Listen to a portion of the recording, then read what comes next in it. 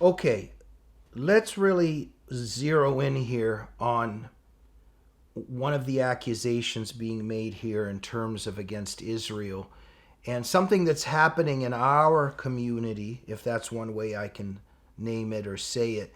In the conservative movement, we used to be so united. But now, in terms of the Tucker Carlsons, Candace Owenses, Ian Carrolls, and other people, there's this rising anti Semitism, a rising anti Israel disposition. Um, and so there's this thing how Israel controls U.S. foreign policy. Israel is getting us into wars.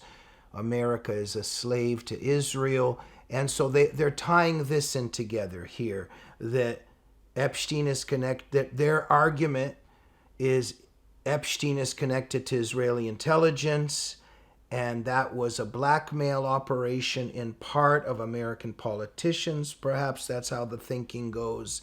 And then they kind of are able to blackmail American decision makers because of all this or whatever it is. So into this formula comes this individual, Ari Ben Manash, a former Israeli intelligence insider, that kind of is this whistleblower now. And so he's alleged that Epstein was a Mossad asset involved in espionage and clandestine sex operations. So this really falls into this package that these anti-Israeli individuals use to argue this. Now, there's quite a bit of evidence against this, and you've made some very strong arguments. So we've got the former prime minister, I think, of Israel recently coming out saying that there's no substance to any of this.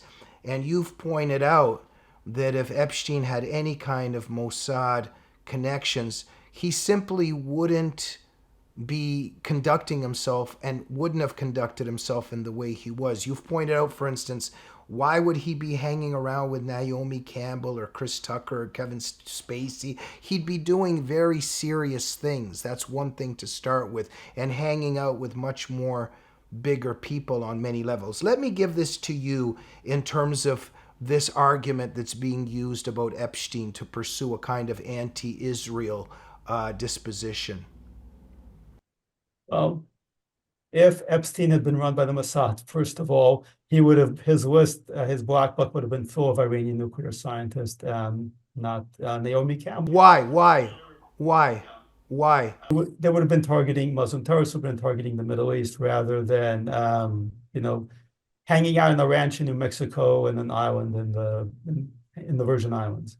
And secondly, yes, Wait a minute. Why? Why? Wait a minute. Why? Because Mossad's biggest interest would be to compromise the Muslim people, right? yeah, the Mossad's operations are targeted primarily at the Muslim world. I see. Instead of Kevin Spacey and Chris Tucker. Okay.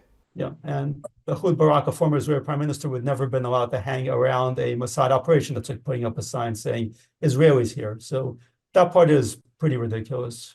But I have to say, Tucker Carlson is a guy who spent much of the last few years around the Middle East. He spent it in Dubai, he spent it in Qatar and other countries, where, by the way, it's entirely legal to have sex with 9-year-olds under the tenets of Sharia, under the tenets of Islamic law. These are places that are actually notorious for actual sex trafficking, and they're notorious also for blackmail operations. You have these various princelings from Saudi Arabia, from Qatar, from the Emirates who come to here. They come to California, and we've had repeated sex slave cases involving them, cases in which case they fled and actually got away with it. So that is actually full-on Epstein territory. It's Epstein completely legalized and protected by Islamic law. And I'm not saying Tucker Carlson is doing anything there, but the basic reality is he's spending a lot of time in some of the sex trafficking capitals of the world, sex trafficking that's protected by Islamic law.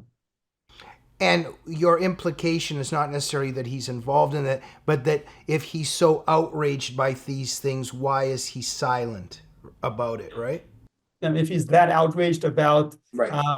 abuse of underage children, that would be a Yes. very good place to talk about it, because Dubai is Right. a place that actually depends on slave labor. It's a place where women are trafficked from Southeast Asia, from the Indian subcontinent repeatedly. Their passports are taken away and they're abused. And we've actually, the few actual slave cases that we've had in America have involved Muslim families. So that's something he will not talk about. He won't say anything negative about Islam.